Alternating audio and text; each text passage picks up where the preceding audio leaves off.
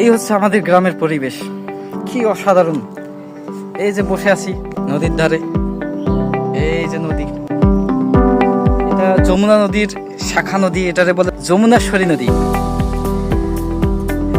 মোটামুটি বড় সাইজের নদী একটা।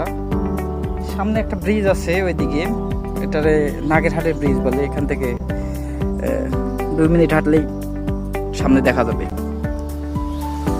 তো এই হলো গ্রামের প্রকৃতি। এই যে আম বাগান, আম প্রচুর গাছে, এবার আমের ফলনটা প্রচুর, এত পরিমাণ আম।